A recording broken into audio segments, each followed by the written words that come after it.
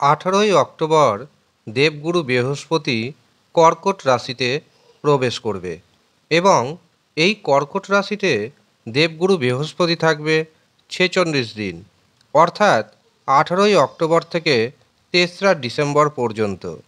এই সময় বৃষ রাশির ব্যক্তি যদি লোহাতে হাত দেন তবে সেটি সোনাতে পরিণত হবে।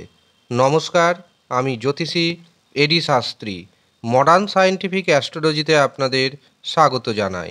12 বছর পর তুঙ্গ গৃহে প্রবেশ করবে দেবগুরু বৃহস্পতি, আর এই তুঙ্গ গৃহে প্রবেশ করার পর বৃষরাশির জাতক এবং জাতিকাদের জীবনে বড় পরিবর্তন আনবে।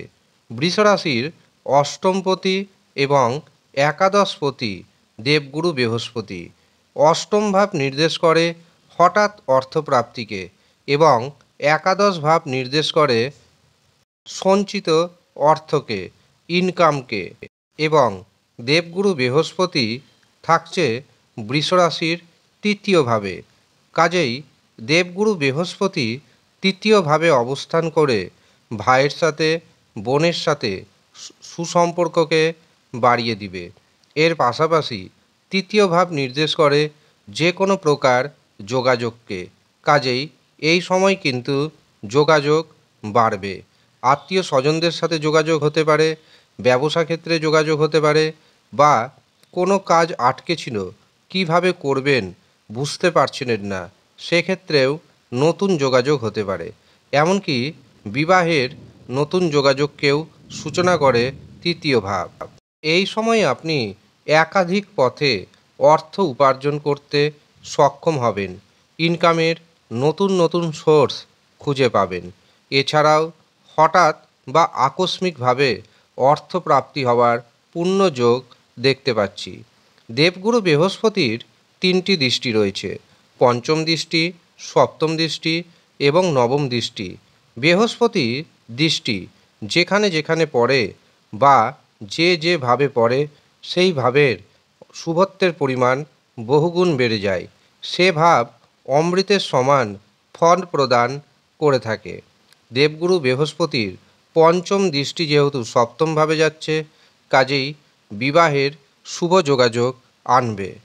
যারা অবিবাহিত অবস্থায় রয়েছেন, বিবাহের জন্য প্রচেষ্টা করছেন, 18ই অক্টোবর থেকে প্রচেষ্টা বাড়িয়ে দিন।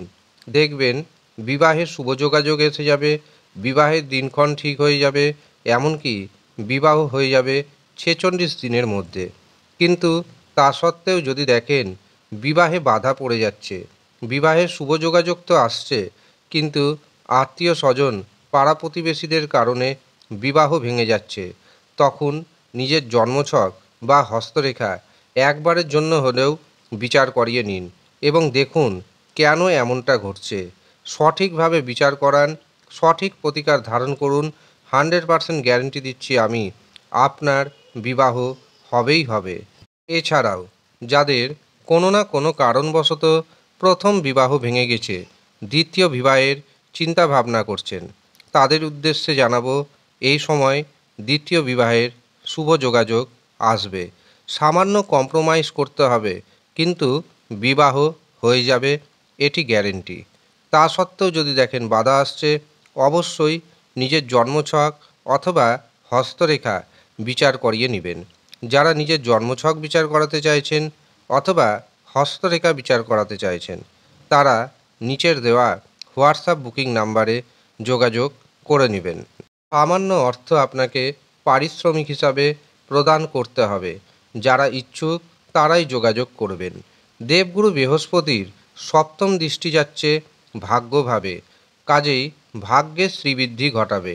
যেই সমস্ত কাজ ভাগ্যের দ্বারা হয় সেই সমস্ত কাজে সফলতা পাবেন। পিতার শরীর স্বাস্থ্য আগের থেকে যথেষ্ট ভালো হবে। যারা বেকার রয়েছেন, বেকারদের কর্মপ্রাপ্তি ঘটবে। দেবগুরু বৃহস্পতির নবম দৃষ্টি যাচ্ছে একাদশভাবে, কাজেই এই সময় বহুমুখী প্রতিভার বিকাশ দেখতে পাবেন এবং বহুমুখী প্রতিভার বিকাশ ঘটিয়ে আপনি বহু পথে অর্থ উপার্জন করতে সক্ষম হবেন। ব্যাংকে সঞ্চিত অর্থের পরিমাণ বাড়বে। সন্তানের কারণে যাদের মানসিক দুশ্চিন্তা ছিল, সেই মানসিক দুশ্চিন্তা আগের থেকে অনেকটাই কমে যাবে।